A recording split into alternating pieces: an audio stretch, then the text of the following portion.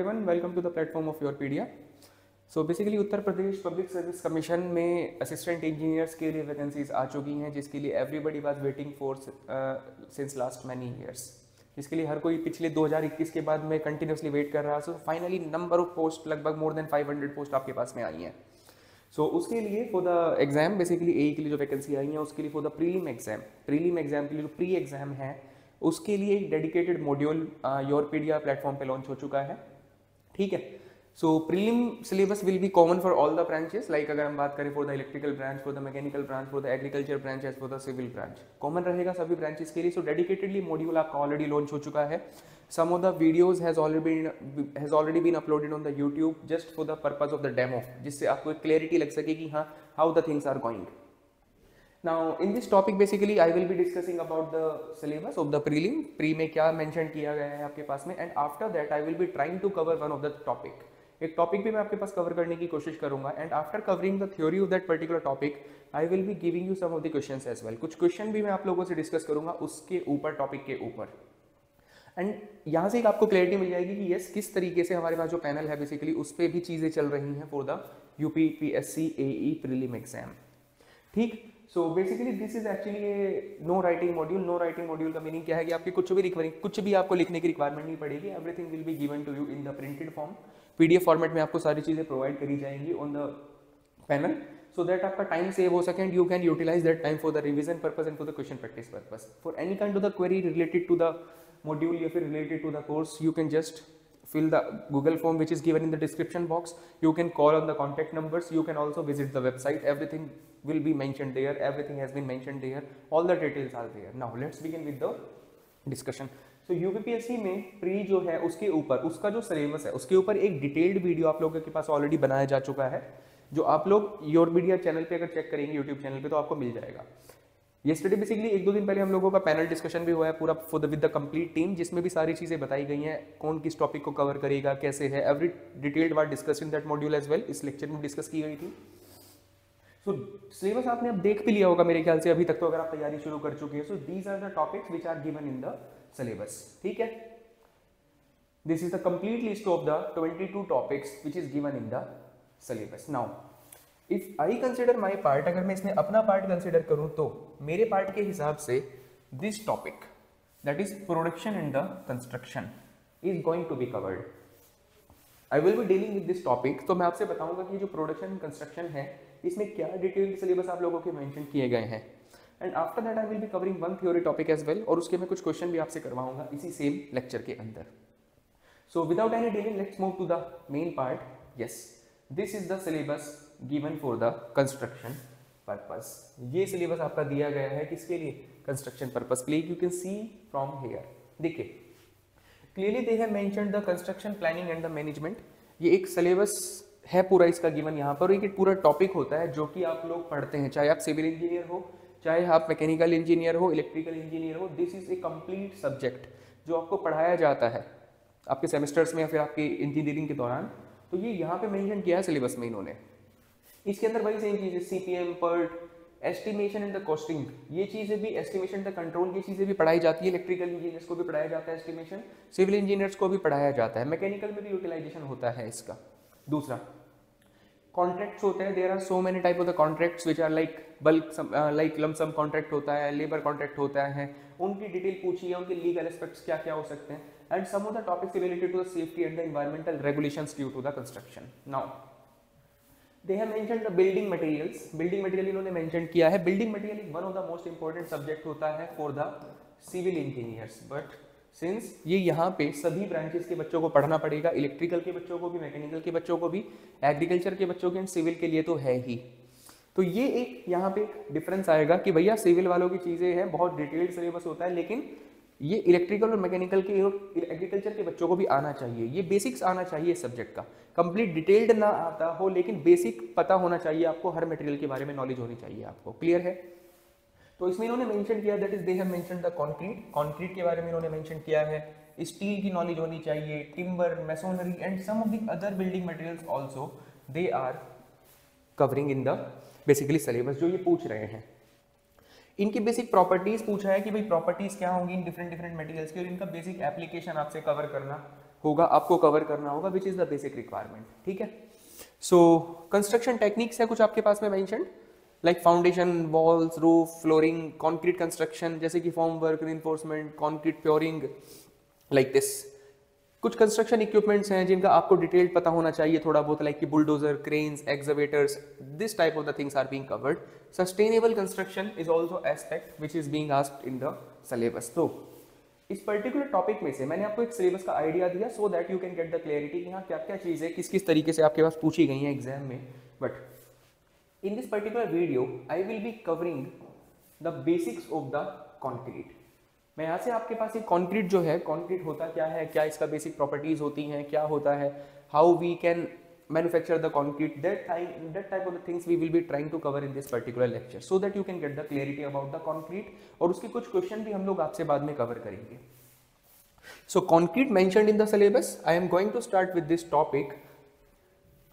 ठीक है, अब देखो बताया बिल्डिंग मटेरियल बहुत बड़ा सब्जेक्ट होता है, कॉन्क्रीट भी बहुत बड़ा टॉपिक होता है for all the civil engineers.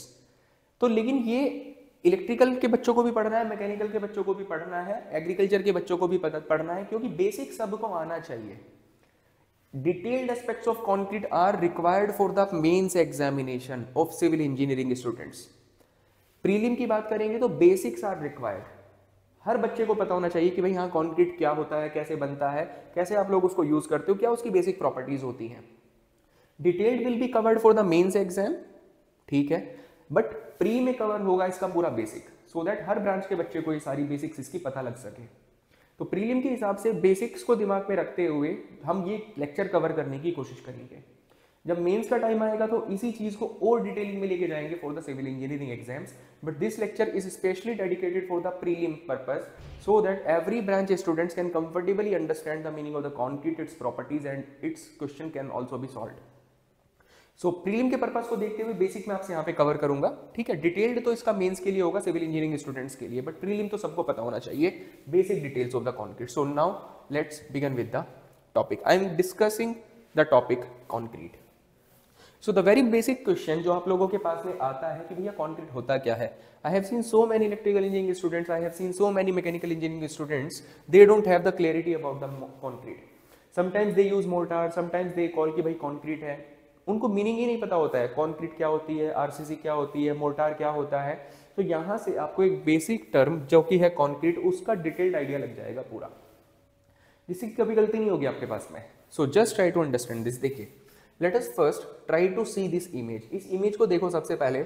If you see this particular image, you can see इस इमेज में आपको कुछ पार्टिकल्स दिखाई दे रहे हैं, ठीक है, कुछ पेस्ट दिखाई दे रहा है आपको यहाँ पे, एक तरीके से पेस्ट दिख रहा है आपको यहाँ पे पूरा। इसी पेस्ट को हम लोग बोलते हैं क्या, this paste is called as the concrete. इसी पेस्ट को कंक्रीट कहा जाता है। Now if you see this particular paste, तो इस पेस्ट को बनाया हमने बहुत सारी छोटी छोटी केमिकल, मतलब बहुत सारे छोटे छोटे पार्ट्स को, इंग्रेडिएंट्स को एक दूसरे के साथ मिक्स करके। इस पेस्ट को बनाने के लिए हमने कुछ अलग अलग मटेरियल्स को एक दूसरे के साथ मिक्स किया, जिससे कि आपका इस तरीके का एक ये पेस्ट बना, जिसको हमने कंक्रीट बोला। So for the manufacturing of the concrete we have mixed certain materials with each other, ठीक है, जिसके बाद आपके पास जो पेस्ट बन के आया उसको हमने कंक्रीट बोला। सो कंक्रीट इज मैन्युफैक्चर्ड, या फिर आप ये बोलें कि सबसे पहली बात तो कंक्रीट होता क्या, इट इज अ पेस्ट, ये एक पेस्ट होता है, ठीक है, जो कि प्रिपेयर किया जाता है अलग अलग टाइप के मटेरियल्स को एक दूसरे के साथ में मिक्स करके। So it is a paste simple which is prepared by mixing various materials with each other. Now let us try to understand कि अब वो कौन कौन से मटेरियल्स होंगे जो कि आप मिक्स करोगे एक दूसरे के साथ कंक्रीट को मैन्युफैक्चर करने में। So the point is that if we talk about the manufacturing of the concrete, तो कंक्रीट के बनाने के लिए हम किस किस मटेरियल को एक दूसरे के साथ मिक्स करेंगे, here is the discussion. Yes, now concrete एक पेस्ट है, अब मैंने बताया कि जो कि अलग अलग मटेरियल्स को एक दूसरे के साथ में मिक्स करके बनाया जाता है। अब वो कौन कौन से मटेरियल्स हैं, देखिए, बाइंडिंग मटेरियल होता है, ठीक है, फाइन एग्रीगेट होता है, कोर्स एग्रीगेट होता है एंड वाटर होता है। इन चीजों को एक दूसरे के साथ मिक्स करके आपका जो पेस्ट बनता है उसको हम लोग कंक्रीट कहते हैं। So some of the students commonly describe concrete in different ways. अलग अलग टाइप से स्टूडेंट ना कंक्रीट को डिफाइन करते हैं, क्लियरिटी नहीं होती उन लोगों के पास में कि क्या कंक्रीट का बेसिक मीनिंग होता है। सो सिंपल, आगे से कभी गलती नहीं होगी। इस तरीके से बेसिक्स आप याद रखना। 4 इंग्रेडिएंट्स मिक्स किए जाते हैं तो जो पेस्ट बनता है उसको हम लोग कॉन्क्रीट कहते हैं। कौन कौन से इंग्रेडिएंट आपने यूज करा? बाइंडिंग मटेरियल होता है, फाइन एग्रीगेट होता है, कोर्स एग्रीगेट होता है एंड वाटर होता है। These 4 ingredients are mixed with each other and the paste form is called as the concrete. Now sometimes there is one more ingredient added in this. कभी कभी होता क्या है कि इन चारों के अलावा एक और इंग्रेडिएंट होता है जो हम लोग कंक्रीट को बनाने के लिए यूज करते हैं and that ingredient is called as the admixture. उस इंग्रेडिएंट को हम लोग बोल रहे हैं क्या? एडमिक्सचर बोल रहे हैं। So as I told you कि ये 4 इंग्रेडिएंट होते हैं मेनली तो, but sometimes depending on the requirement हम एक और इंग्रेडिएंट को वहां पे यूज कर लेते हैं और वो कौन सा इंग्रेडिएंट है उसको हम लोग बोलते हैं एडमिक्सचर बोलते हैं। अब देखो क्यों, इन चारों को मिक्स करके जो आपका पेस्ट बनेगा ना, हो सकता है कि उस पेस्ट की प्रॉपर्टीज आपकी रिक्वायरमेंट्स के हिसाब से पूरी ना हो रही हो। सपोज मेरी कुछ अलग रिक्वायरमेंट थी लेकिन मेरे पास जो पेस्ट बना ना इन चारों को मिक्स करके, उसकी प्रॉपर्टीज मेरी रिक्वायरमेंट से मैच नहीं कर रही थी, तो मुझे क्या करना पड़ेगा? उस पेस्ट की प्रॉपर्टीज को थोड़ा सा चेंज करना पड़ेगा। और उस पेस्ट की प्रॉपर्टीज को चेंज करने के लिए I will be adding some of the chemicals in that paste. उस पेस्ट के अंदर मैं कुछ केमिकल्स को डालने की कोशिश करूंगा। क्यों? उसकी प्रॉपर्टीज को थोड़ा सा मॉडिफाई करने के लिए, अपने अकॉर्डिंगली, अपने पर्पस के हिसाब से। सो वो जो केमिकल आप वहां पे डाल रहे हो किस पर्पस के हिसाब से? For the modification of the properties. उस पेस्ट की प्रॉपर्टीज को मॉडिफाई करने के लिए that chemical is called as admixture. So admixture is sometimes added. कभी कभी जरूरत होती है आपको एडमिक्सचर को डालने की जब प्रॉपर्टीज आपकी रिक्वायरमेंट के हिसाब से नहीं होती। बट सपोज करो आपकी जो पेस्ट बना ना इन चारों को मिला के, उसकी प्रॉपर्टीज मेरी रिक्वायरमेंट के हिसाब से पूरी हो रही थी। जो उसकी प्रॉपर्टीज मिल रही थी मुझे शुरू में ही, वो मेरी रिक्वायरमेंट को पूरा कर रही थी, तो मुझे उसके अंदर कोई एडमिक्सचर डालने की कोई रिक्वायरमेंट नहीं है, कोई केमिकल डालने की कोई रिक्वायरमेंट नहीं है। सो एडमिक्सचर विल बी एडेड कब? जब मुझे जरूरत होगी उसकी प्रॉपर्टी को मॉडिफाई करने की। सो ये एक तरह से केमिकल्स होते हैं which are added in the concrete just for the modification of the properties. So जरूरत होगी तो डाल देंगे, नहीं जरूरत होगी तो नहीं डालेंगे। It is sometimes added, not always added. Clear है? तो क्लियर है। अब बात कर रहे हैं हमें कौन कौन सी प्रॉपर्टी, कैसी प्रॉपर्टी, प्रॉपर्टी से मीनिंग समझाइए मेरे को थोड़ा सा। जस्ट जैसे कि लाइक सपोज करो कंक्रीट आपका बहुत जल्दी सेट कर रहा है, मतलब बहुत जल्दी पेस्ट फॉर्म से हार्ड फॉर्म में कन्वर्ट होता जा रहा है। कंक्रीट बहुत जल्दी क्या हो रहा है, पेस्ट है वो एक तरीके से सिंपल, लेकिन वो बहुत जल्दी ना ड्राई हो जा रहा है। वो पेस्ट वो बहुत जल्दी पेस्ट फॉर्म से हार्ड फॉर्म में कन्वर्ट होता जा रहा है, पत्थर जैसा बनता जा रहा है।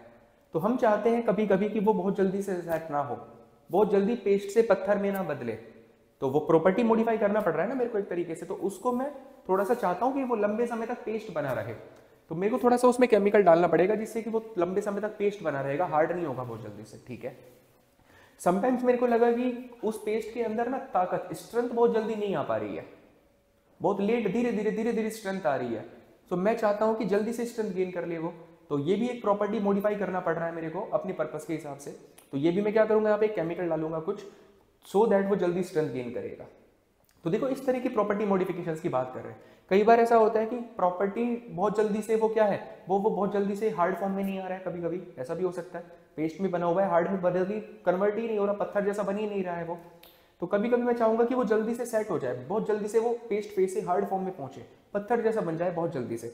कभी कभी ऐसा हम चाहेंगे intentionally, depending on the requirements of the site, तो फिर से हम उसके अंदर कुछ केमिकल्स डालेंगे, उनको एडमिक्सचर बोलेंगे। So admixture will be required when the properties are not as per the requirements. Admixture की जरूरत कब पड़ेगी, जब प्रॉपर्टीज जो उसकी होंगी वो हमारे रिक्वायरमेंट्स के हिसाब से पूरी नहीं हो रही है, तब हम केमिकल डालेंगे, अदरवाइज नहीं डालेंगे। अदरवाइज तो ये 4 बेसिक इंग्रेडिएंट रहेंगे कंक्रीट की मैन्युफैक्चरिंग के लिए, याद रखना। अब इनका पर्पस भी डिस्कस करेंगे one by one. Now let us see this. जो मैंने बताया, जो मैंने समझाया, उसी को यहाँ पे आपके पास लिख दिया है सारा, आपको इजीली समझ में आ जाएगा। इसलिए बोल रहे हैं मॉड्यूल को कि नो राइटिंग मॉड्यूल है। देखो क्या है, आपको बताया था कि बेसिकली एक पेस्ट होता है, लिखा भी है यहाँ पे, it is a term use to indicate the paste, मतलब ये तरीके से पेस्ट है। और ये पेस्ट बना कैसे, बाई एडिंग वाटर। ठीक है, वाटर को ऐड करके किस किस के अंदर, बाइंडिंग मटेरियल के अंदर, फाइन एग्रीगेट में एंड कोर्स एग्रीगेट में। तो binding material, fine aggregate, coarse aggregate के अंदर हमने वाटर को ऐड किया, तो ये चारों चीजें मिल गई एक दूसरे के साथ, तो जो पेस्ट बना उसको हमने कंक्रीट बोला। Do remember this definition for the rest of your life. Clear? And admixture if required, यहाँ पे क्लियरली मेंशन किया है कि एडमिक्सचर कब आएगा यूज में, जब उसकी रिक्वायरमेंट होगी, अदरवाइज एडमिक्सचर का कोई यूज नहीं होगा। सो आई होप कि definition, basic definition of the concrete is clear to everybody. क्या होता है? बेसिकली पेस्ट है जो बनता है किस तरीके से? by mixing the coarse aggregate, fine aggregate, cement, basically binding material and the water with each other, and sometimes admixtures are also required. admixture का मैंने आपको बताया क्या होता है, these are the chemicals जो कि कभी कभी हम लोग डाल देते हैं उसके अंदर ना, उसकी प्रॉपर्टी को थोड़ा मॉडिफाई करने के लिए। सो रिक्वायरमेंट हो सकती है एडमिक्सचर की, कभी कभी नहीं भी हो सकती है। चलिए now let's move to the next. हाँ, so the next part of the discussion is that we will be moving toward the next part of the discussion. So the next part of the discussion, जो हमने बताया भी concrete के अंदर 4 चीजें होती हैं। We are trying to cover one by one the function of all these 4 ingredients. इन चारों इंग्रेडिएंट्स के फंक्शन कवर करने की कोशिश करेंगे कि what are the functions of 4 basic ingredient जो हमने अभी लिखे हैं कंक्रीट मैन्युफैक्चरिंग में जो यूज होते हैं। So the very first ingredient हमने लिखा बाइंडिंग मटेरियल।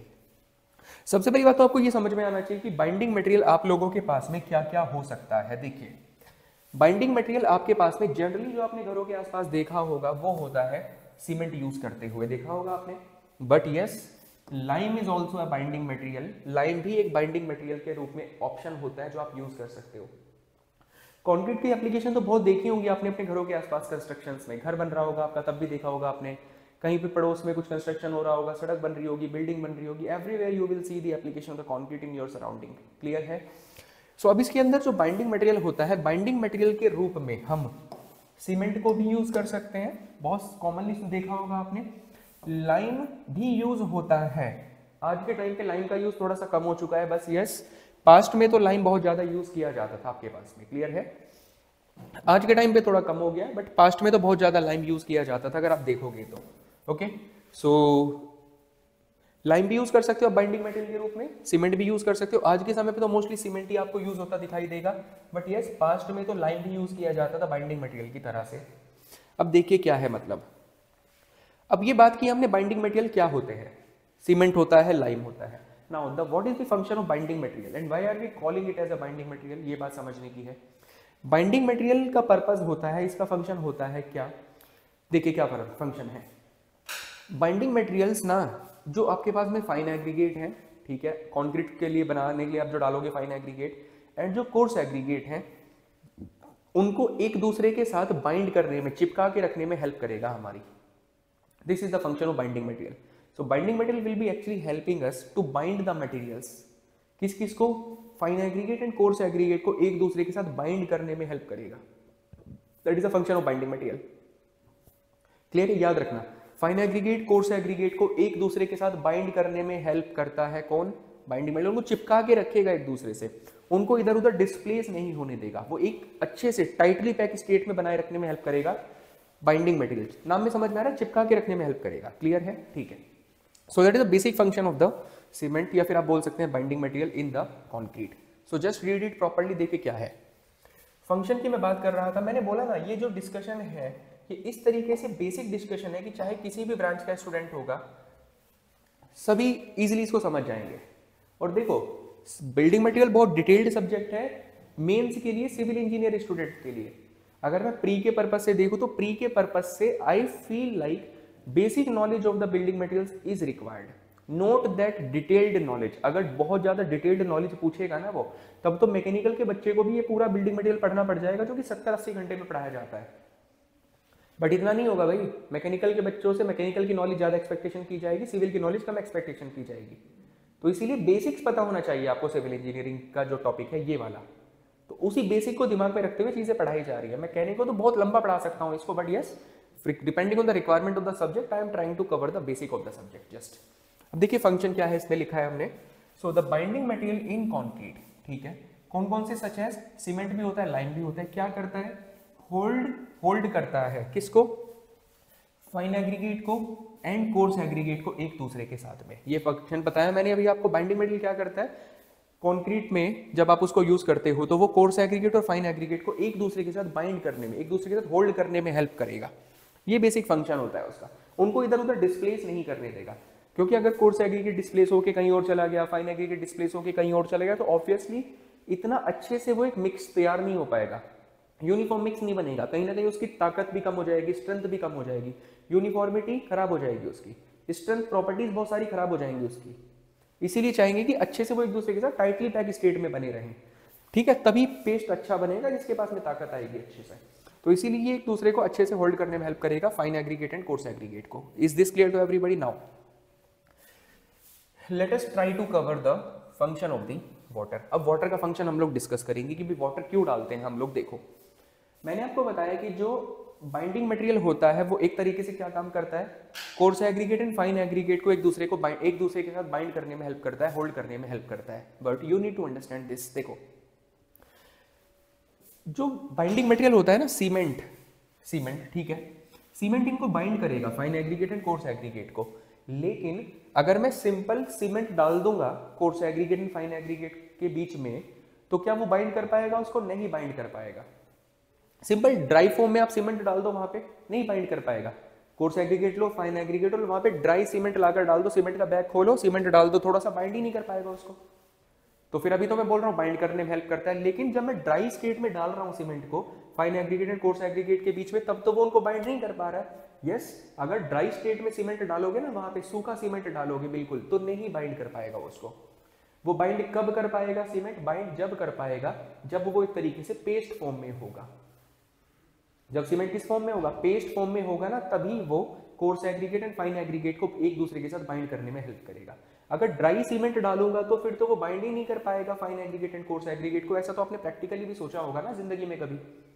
पेस्ट होना जरूरी है, वो पेस्ट फॉर्म में होना जरूरी है। तो ये पेस्ट बनाने में हेल्प करता है कौन? वाटर हेल्प करता है।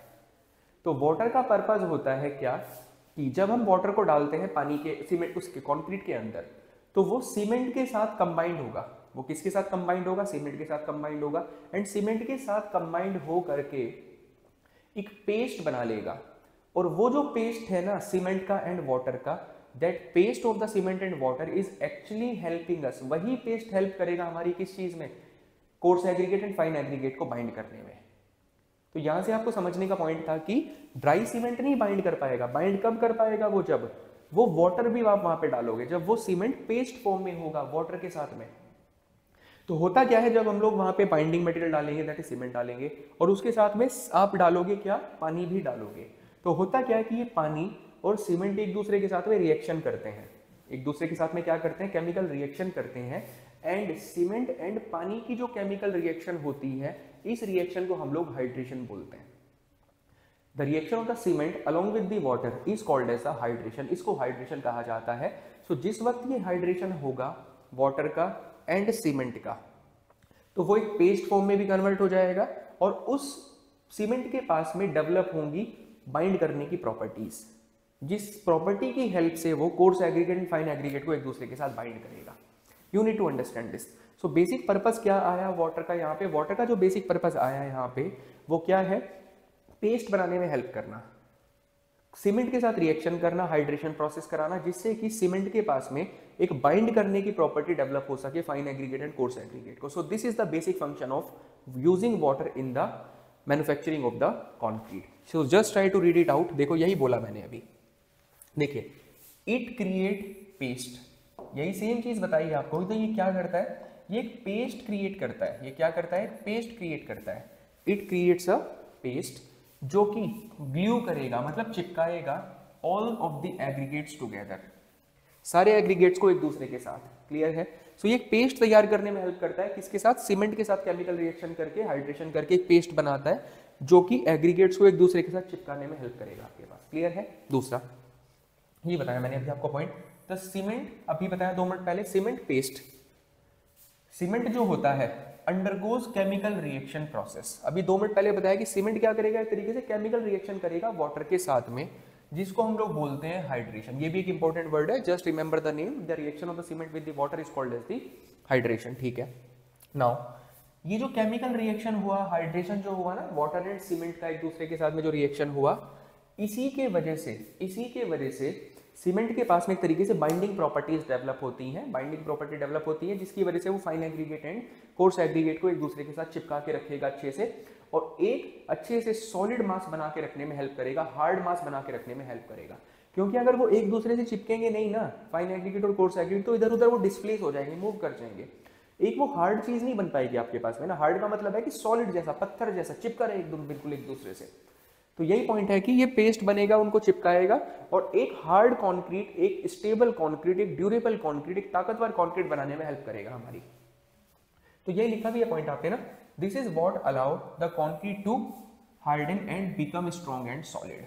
इसी की वजह से कंक्रीट कैसा रहेगा आपका, हार्ड बना रहेगा, स्ट्रॉन्ग बना रहेगा, सॉलिड बना रहेगा, क्योंकि बाइंड करेंगे तो वो अच्छे से सॉलिड स्टेट में पैक हो जाएंगे, इधर उधर मूव नहीं कर पाएंगे आपके पास जो फाइन एग्रीडिएंट, कोर्स एग्रीगेट। और कंक्रीट एक तरीके से क्या है, पत्थर जैसा आपको दिखाई देगा। बिल्कुल पत्थर कैसा होता है, सारे पार्टिकल चिपके होते हैं ना एकदम पत्थर के अंदर एक दूसरे के साथ में, सॉलिड जैसा होता है। तो यही सेम सॉलिड बनेगा आपका कंक्रीट भी सेट होने के बाद में। जब वो हार्ड हो जाएगा तो वो सॉलिड जैसा ही दिखाई देगा आपको।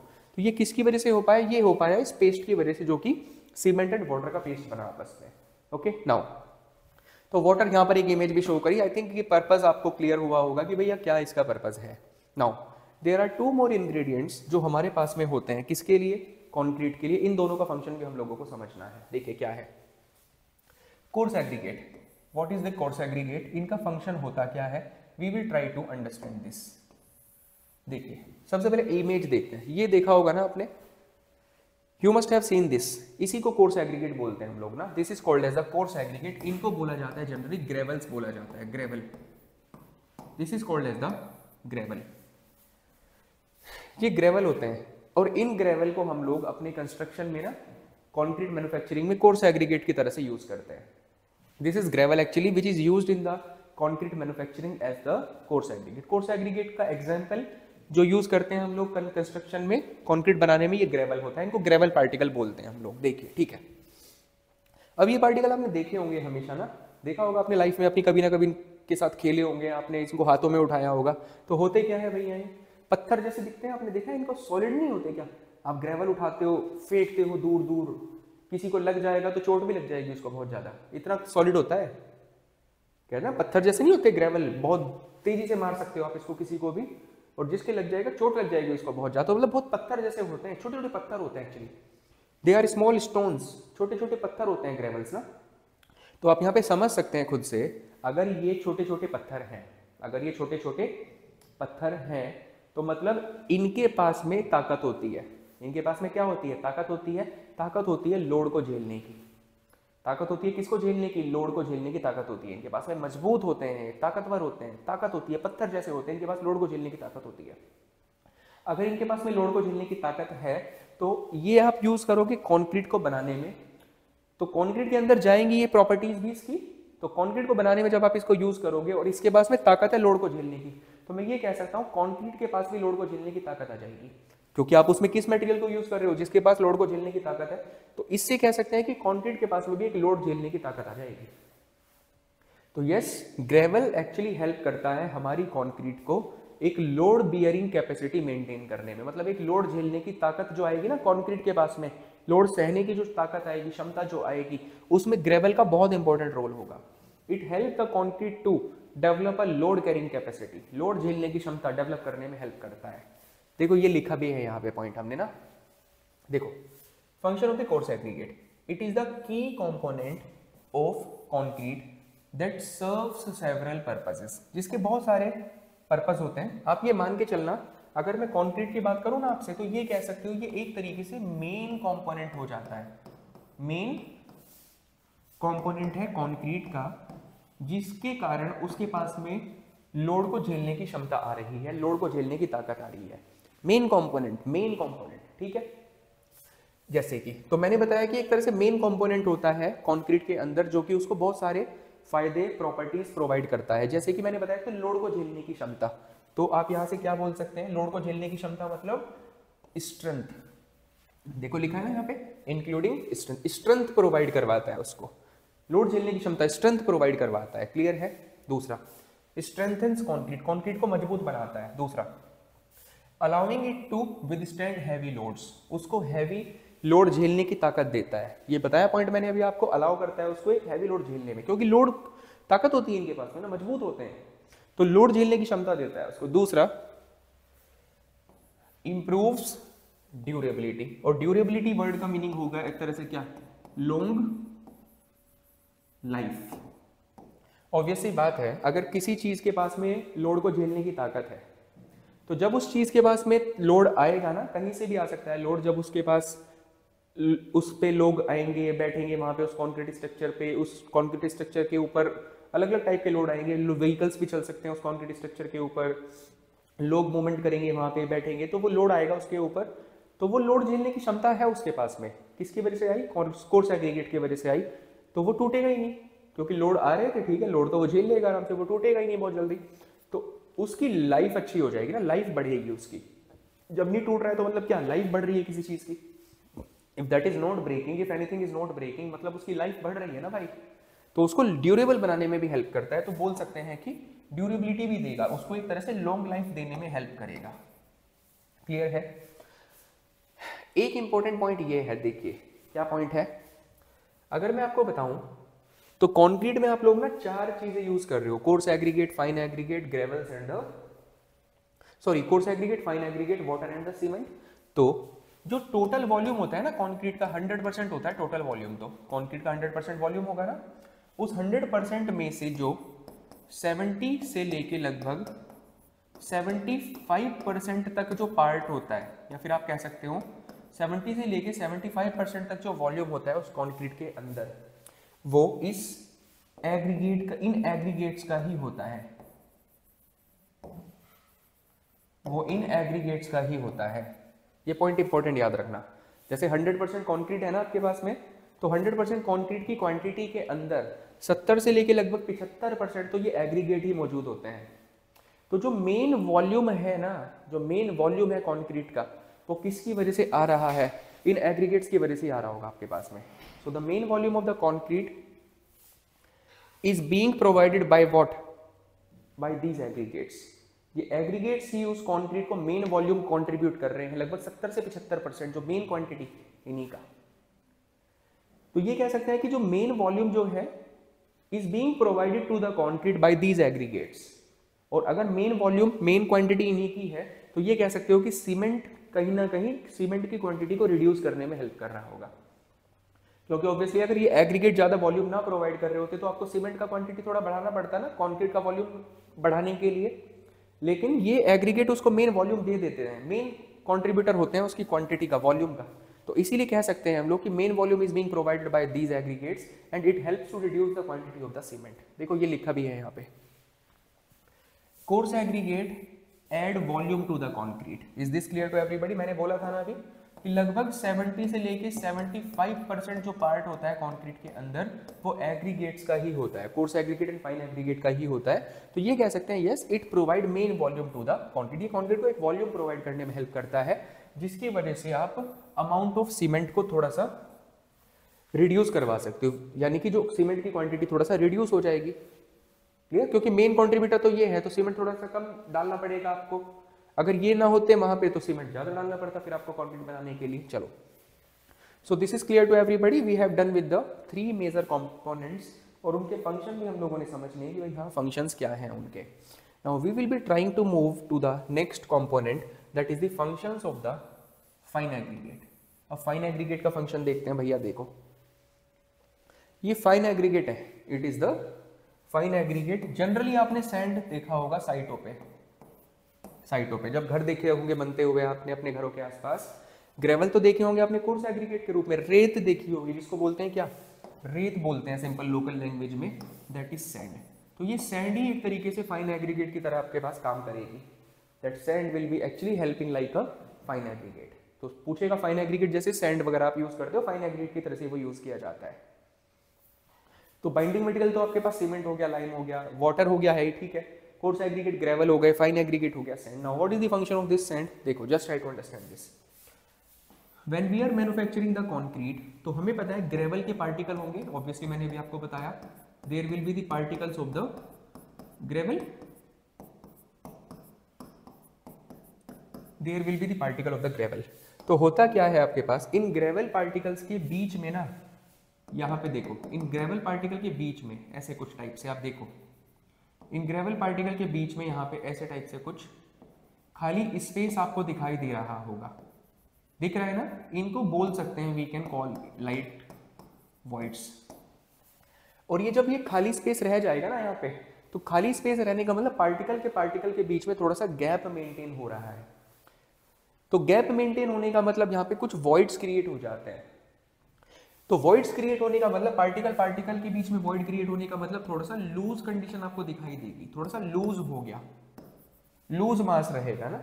डेंस मास का मतलब होता है कि बिल्कुल पैक्ड एकदम, पैक्ड एकदम, ये मीनिंग होता है डेंस मास का। और लूज मास का मतलब थोड़ा सा ढीला ढाला सा स्टेट है, गैप है चीजों के बीच में, तो ये लूज कंडीशन में रहता है। अब जब ऐसा होगा ना, अगर सपोज लूज होगा, तो जब इसके ऊपर लोडिंग आएंगी ना, so there is not that much good particle to particle contact. यहाँ पे बहुत अच्छा पार्टिकल टू पार्टिकल कॉन्टेक्ट नहीं दिख रहा ना, क्योंकि आपको गैप दिखाई दे रहा है, जिसके वजह से लोड का इतने अच्छे से डिस्ट्रीब्यूशन नहीं हो पाता इसके अंदर, क्योंकि गैप है ना, लोड इतना अच्छे से इस कॉन्क्रीट मास में डिस्ट्रीब्यूट नहीं हो पाएगा, because that is in the loose state. तो लोड इतना अच्छे से डिस्ट्रीब्यूट नहीं हो पाता है उसके अंदर ना, बड़े से पार्टिकल अच्छे से डिस्ट्रीब्यूशन नहीं हो पाता लोड का, जिसकी वजह से वो इतना ज्यादा लोड झेलने की क्षमता नहीं रख पाता अपने अंदर ना।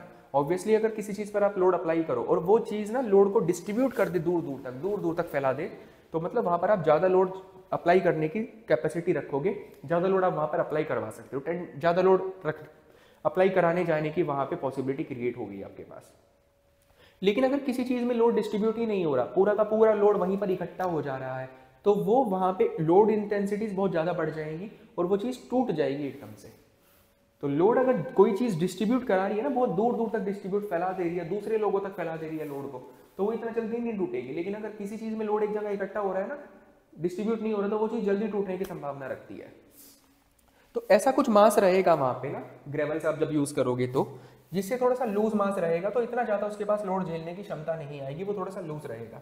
तो इन ग्रेवल पार्टिकल्स के बीच में वॉइड्स को फिल करने के लिए हम यहाँ पे डालेंगे किसको, सैंड को डालोगे या फिर फाइन एग्रीगेट को डालोगे, जिसकी वजह से इन वॉइड्स को फिल करने के लिए हम यहाँ पे डालेंगे सैंड को, जिसकी वजह से ये जो वॉइड्स होंगे ना इसके बीच में, ये फिल हो जाएंगे, और ये फिल हो जाएंगे, और ये जो लूज मास था ना थोड़ा सा, ये डेंस मास में कन्वर्ट हो जाएगा, डेंस मास में कन्वर्ट हो जाएगा। अब जब आप इसके ऊपर लोड अप्लाई करेंगे तो there is a contact between particle, यहाँ पे पार्टिकल से पार्टिकल का अच्छा बॉन्ड बन गया, अच्छा कांटेक्ट डेवलप हो गया उनके बीच में ना। तो जब लोड अप्लाई करोगे तो लोड आराम से डिस्ट्रीब्यूट होगा, बहुत सारे पार्टिकल मिलकर आराम से लोड को झेल लेंगे, डेंस मास बन गई, तो लोड कैरिंग कैपेसिटी थोड़ी सी अच्छी मिलेगी, डेंसनेस बढ़ जाएगी, ज्यादा लोड झेलने की क्षमता आ जाएगी, वहां पे डेंसिटी बढ़ जाएगी। डेंसिटी बढ़ना मतलब लोड जब अप्लाई करोगे ना वो डिस्ट्रीब्यूट हो जाएगा, एक पार्टिकल से दूसरे पार्टिकल पे, दूसरे पार्टिकल से तीसरे पार्टिकल पे, और दूर तक फैल जाएगा ऐसे, सो दैट ज्यादा लोड आप एक तरह से अप्लाई करवा पाओगे, there will be increase in the denseness. तो ये पर्पस होता है फाइन एग्रीगेट को कंक्रीट में यूज करने का, to fill the voids between the coarse aggregate. देखो यही लिखा है, फाइन एग्रीगेट और sand can fill the gaps और voids between the coarse aggregates. Clear है?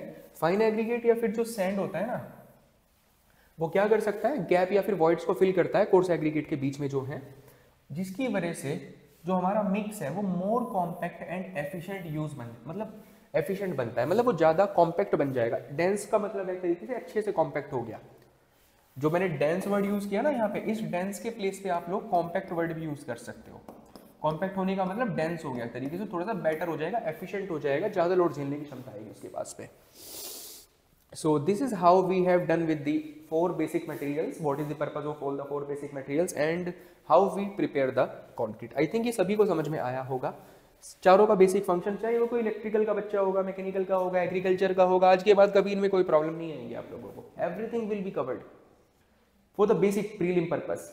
पूरा डिटेल्ड में तो 70-80 घंटे लग जाएंगे इसको पढ़ाने में, लेकिन प्री में तो दूसरे ब्रांचेस के बच्चों को पढ़ाना है ना भाई, सिविल के बच्चों को भी पढ़ाना है, तो ऑब्वियसली वो 70-80 घंटे का तो नहीं पढ़ने हैं ना मैकेनिकल वाले को या इलेक्ट्रिकल वाले को, वो तो प्रीली के पर्पस से पढ़ना है उसको। क्योंकि अगर 70-80 आवर वो कॉन्क्रीट पढ़ेगा तो वो अपने सब्जेक्ट्स कब पढ़ेगा, मेन तो उससे अपने सब्जेक्ट की नॉलेज आनी चाहिए ना उसको बस। तो ये इसलिए मैंने बेसिक प्री के पर्पस से आपको सारी चीजें कवर करवा दी है। Now there are some of the basic properties of the concrete, जिनके बारे में हमें आइडिया होना चाहिए। क्या क्या प्रॉपर्टीज हैं, just try to see this. Important properties है, you must understand, you must know all these properties of the concrete. कुछ बेसिक बिहेवियर होता है कॉन्क्रीट का, क्या बेसिक बिहेवियर है वो देखते हैं। देखिए फर्स्ट प्रॉपर्टी है compressive strength. The first of the properties compressive strength. Concrete की फर्स्ट प्रॉपर्टी कौन सी होगी, कॉम्प्रेसिव स्ट्रेंथ हो गई। तो इसके बारे में आप चेक करोगे तो कॉन्क्रीट की कॉम्प्रेसिव स्ट्रेंथ बहुत अच्छी होती है, यानी कि जो कॉन्क्रीट की सबसे अच्छी बात करें तो उसकी कॉम्प्रेसिव स्ट्रेंथ ही है। एक बेसिक प्रॉपर्टी है उसकी, it has high compressive strength. जब आप उस पर लोड अप्लाई करोगे ना तो वो बहुत अच्छे से कॉम्प्रेसिव लोड को झेल लेता है। कंप्रेस करने की कोशिश करो कंक्रीट को, नहीं टूटेगा, बहुत अच्छी कंप्रेसिव स्ट्रेंथ होती है उसके पास में। तो यही फर्स्ट पॉइंट बता रहा है कि concrete is known for its compressive strength, it has very good compressive strength, ये बात याद रखना, बहुत अच्छी कंप्रेसिव स्ट्रेंथ होती है, कंप्रेशन अप्लाई करोगे तो नहीं टूटेगा। दूसरी बात, जो हम कंक्रीट बना रहे हैं ना, उस कंक्रीट को बनाने के लिए बनाया हमने, और कंक्रीट की मुझे चेक करना है कि कंप्रेसिव स्ट्रेंथ है कितनी, ये चेक करना है मेरे को, वैल्यू निकालनी है जस्ट एक, ये तो बता दिया कि अच्छी कंप्रेसिव स्ट्रेंथ होती है। दूसरी बात ये भी आपको जानना चाहिए कि भाई अगर मैं किसी कंक्रीट को मैंने बनाया तो उसकी कंप्रेसिव स्ट्रेंथ है कितनी, उसकी वैल्यू कितनी है। तो उसकी कंप्रेसिव स्ट्रेंथ जानने के लिए ना हम लोग लेबोरेटरी में उसको चेक करते हैं, और लेबोरेटरी में उस कंक्रीट को जो आपने बनाई है ना, उस कंक्रीट की हेल्प से आप लोग क्यूब्स बनाते हो, उस कंक्रीट के क्या बनाते हो, क्यूब बनाते हो। You will be making the cube of the concrete, cube बनाओगे उसके आप, और इन क्यूब के ऊपर ना, इन क्यूब के ऊपर आप कंप्रेसिव लोडिंग को अप्लाई करोगे। You will be applying the compressive load on these cube, और देखोगे कि कितने कंप्रेसिव लोड को ये क्यूब ना झेल पा रहा है, कितने लोड पे आके ये कंक्रीट का जो क्यूब है वो टूट जाता है। तो जिस कंप्रेसिव लोड पे भी आके कंक्रीट का क्यूब टूटेगा, मतलब एक तरह से वही उसकी कंप्रेसिव स्ट्रेंथ झेलने की ताकत है। तो ये क्वेश्चन पूछते हैं कि कंक्रीट की कंप्रेसिव स्ट्रेंथ जो चेक करनी होती है हम लोगों को, वो कैसे चेक करते हैं हम लोग उसको, तो हम उसको लेबोरेटरी में चेक करते हैं किस तरीके से उस कंक्रीट से क्यूब को बना के, क्यूब बनाए जाते हैं, याद रखना पॉइंट ये। तो देखो कि क्यूब बना लोगे उससे, और उसको लोड कंप्रेशन टेस्टिंग मशीन में रख के उस पर कंप्रेशन लोड अप्लाई करोगे, तो देखोगे कितने पर्टिकुलर लोड अप्लाई करने पे वो क्यूब टूट जा रहा है। क्यूब का साइज भी मैं आपको बता दे रहा हूँ, स्टैंडर्ड क्यूब का साइज मेंशन है हम लोगों को 150 mm इंटू 150 mm इंटू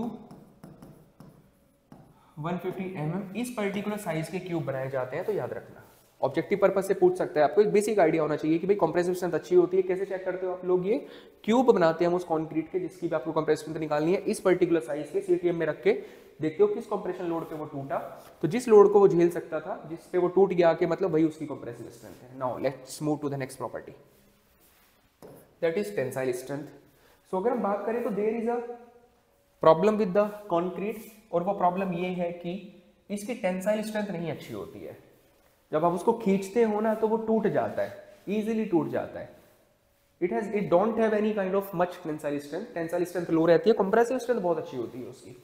तो लिखा भी है concrete's tensile strength is its resistance to stretching और पुलिंग, और यहां पे लिख सकते हैं कि it is week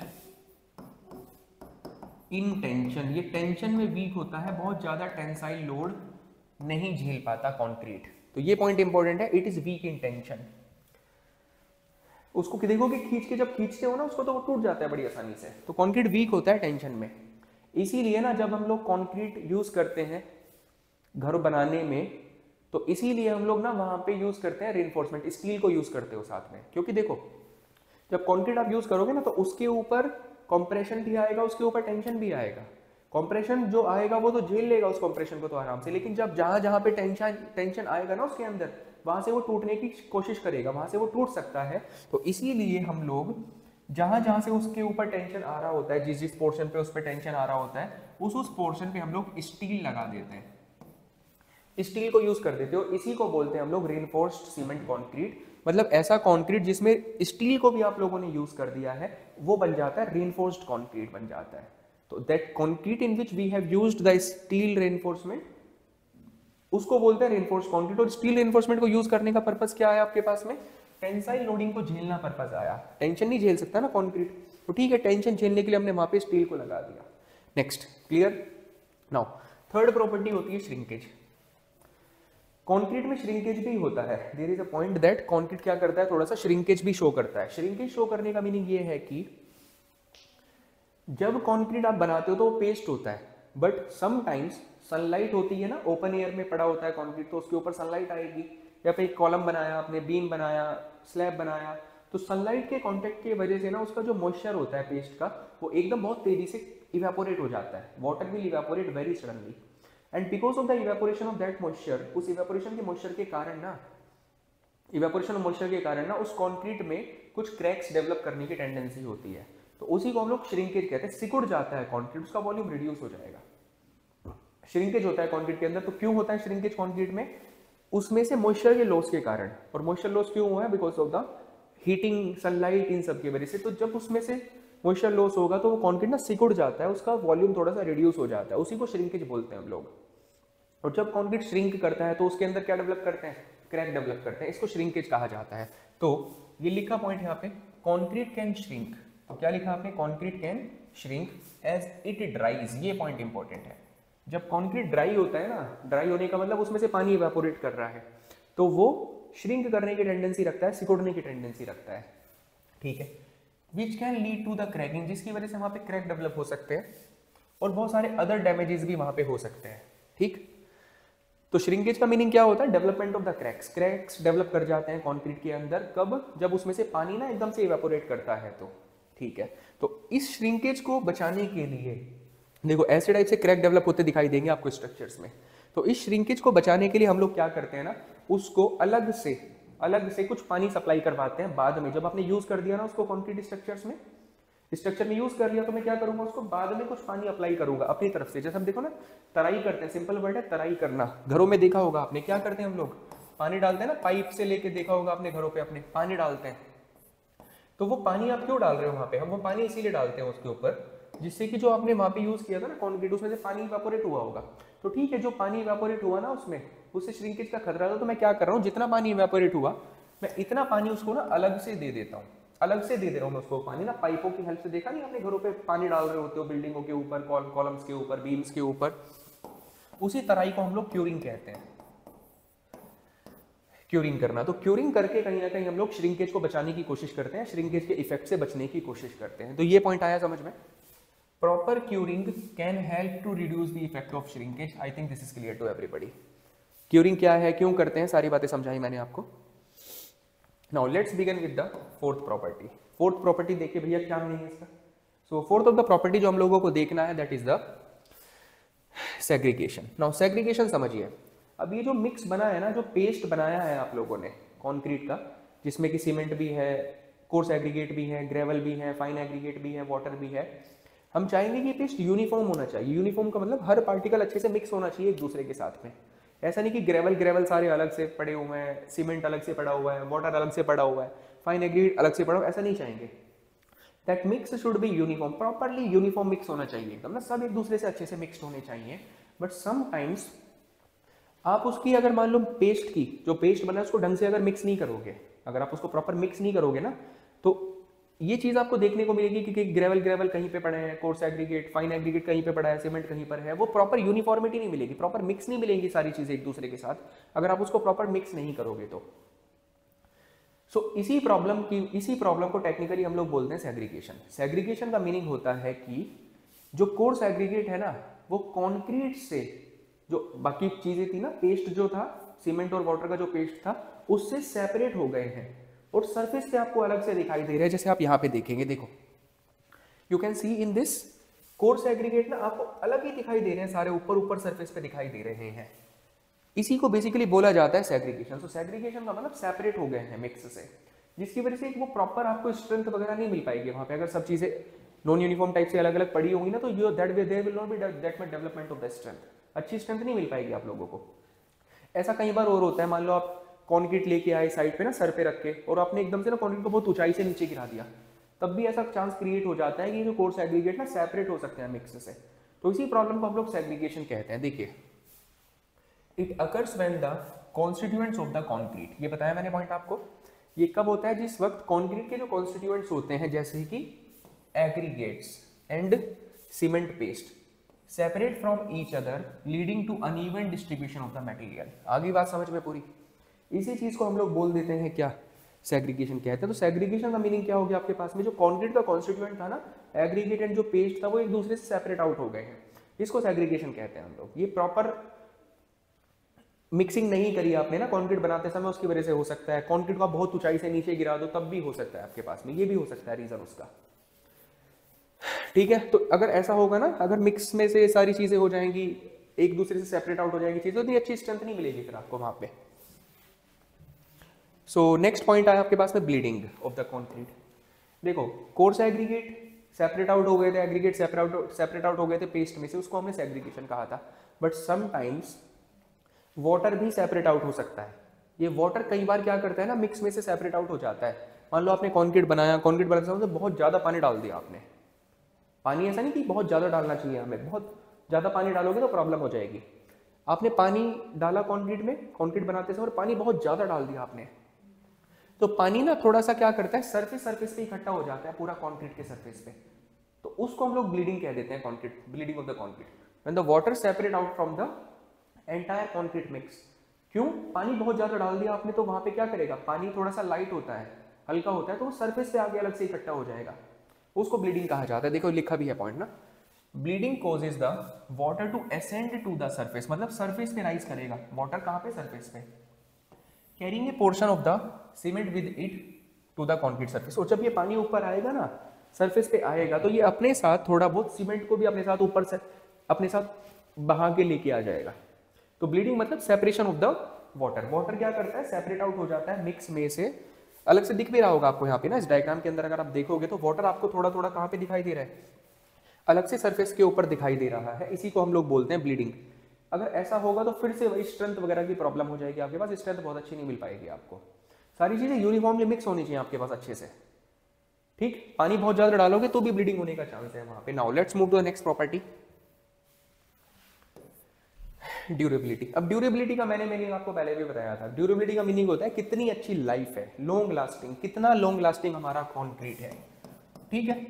long lasting, कितना अच्छे से कंक्रीट लोडिंग, बेसिकली जो आसपास की इन्वायरमेंट की चीजें हैं उनके अटैक से खुद को बचा पा रहा है, कितनी अच्छी उसकी लाइफ है, इसी को ड्यूरेबिलिटी कहा जाता है। देखो पढ़ के देखो, समझ में आएगा।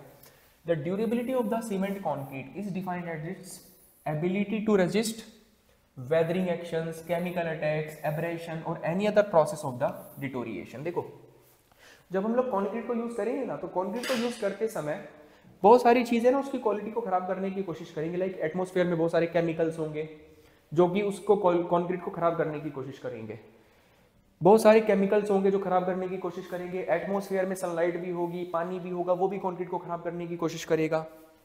अब्रेसिव लोडिंग भी होगी, लाइक कहीं पे रबिंग टाइप की लोडिंग होगी।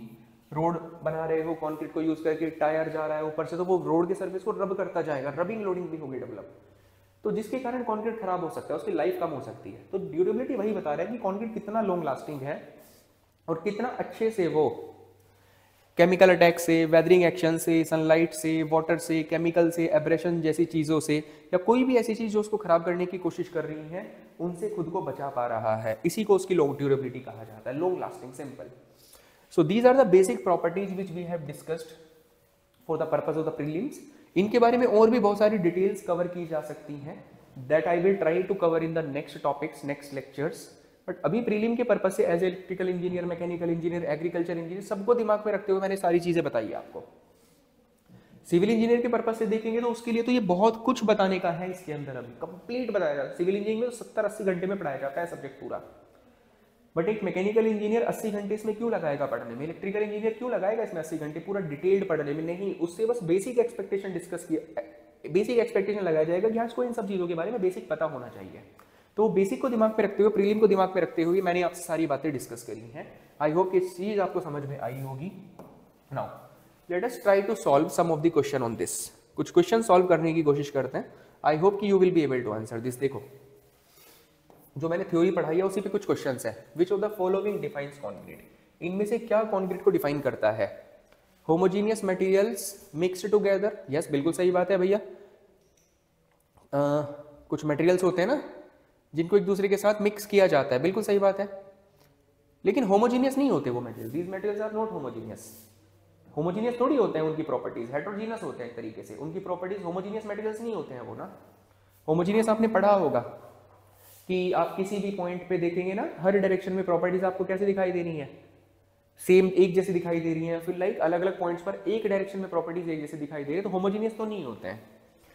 दूसरा, mixture of the cement water and the aggregates, yes it is correct. इन्हीं का तो मिक्सचर होता है, एग्रीगेट का, सीमेंट का एंड वाटर का, यही तो मिक्सचर होता है आपके पास में कंक्रीट जो होता है। सो हेटेरोजीनियस मटेरियल होता है एक्चुअली ना, होमोजीनियस नहीं होता है। So B will be correct for this one, both A and B या फिर नाइदर ए एंड बी। इसको देखो जरा, which one of the following is an ingredient of concrete, इनमें से कौन सा कंक्रीट का इंग्रेडिएंट है? Binding material, brick, both A and B, neither A and B. Yes, binding material हमने पढ़ा था सीमेंट, लाइम, यही क्या होते हैं? कंक्रीट के इंग्रेडिएंट होते हैं ना, ठीक है, ए आ जाएगा answer. Next, the main ingredient of concrete are cement, fine aggregate and soil, pond ash, quarry dust या फिर कोर्स एग्रीगेट। बिल्कुल, कौन कौन से इंग्रेडिएंट होते थे आपके कंक्रीट के अंदर? कोर्स एग्रीगेट होते थे, फाइन एग्रीगेट था, सीमेंट था, so coarse aggregate. Next, which of the following is not the role, इनमें से कौन सा रोल नहीं है फाइन एग्रीगेट का? ये पूछा है इसने, कौन सा फाइन एग्रीगेट का रोल नहीं है? देखो, it fill the void between coarse aggregate, yes, ये तो रोल होता है, ये तो एक्सपेक्टेशन होती ही है हमारी फाइन एग्रीगेट से। दूसरा, डेंसिटी इंप्रूव कराना, ये भी होता है, बिल्कुल सही बात मैंने बताया था आपको, डेंसिटी इंप्रूव कराता है। मेक द कॉन्क्रीट स्टिफ, बिल्कुल स्टिफ बनाने में हेल्प करता है, डेंसिटी बढ़ेगी स्टिफ बनेगा थोड़ा सा। React with the cement to form calcium silicate hydrate gel, नहीं ऐसा कुछ एक्सपेक्टेशन नहीं था, ये आपको बताया था, ऐसा कोई एक्सपेक्टेशन नहीं होता फाइन एग्रीगेट से। ये एक्सपेक्टेशन जरूर होते हैं जो ए बी डी एक्सपेक्टेशन है, ये एक्सपेक्टेशन नहीं था, इसने पूछा कौन सा रोल नहीं है, तो यस ये रोल नहीं होता, तो सी आंसर आना चाहिए इसके लिए आपके पास। Now let's move to the next. देखो, the chemical reaction of the cement with the water is called as, ये भी बताया था मैंने, केमिकल रिएक्शन सीमेंट की वाटर के साथ रिएक्शन को हम लोग बोलते थे हाइड्रेशन, तो ए आंसर आ जाएगा आपके पास में। क्लियर है? Hydration. Bleeding of concrete means, bleeding का मीनिंग क्या होता है? अभी बताया था आपको थोड़ी देर पहले, flow of the mixing water, ठीक है, विद इन और emergence to the surface of concrete, yes, colour of concrete become red, presence of the iron in concrete, failure of the strength of the concrete, yes A answer आएगा ना। अभी तो बताया था water कहां करता है? सरफेस पे राइज करके आ जाता है, उसी को हम लोग ब्लीडिंग कहते थे। Next, the separation of the constituent materials, the separation of the constituent materials of the concrete is known as, ये भी बताया था आपको मैंने।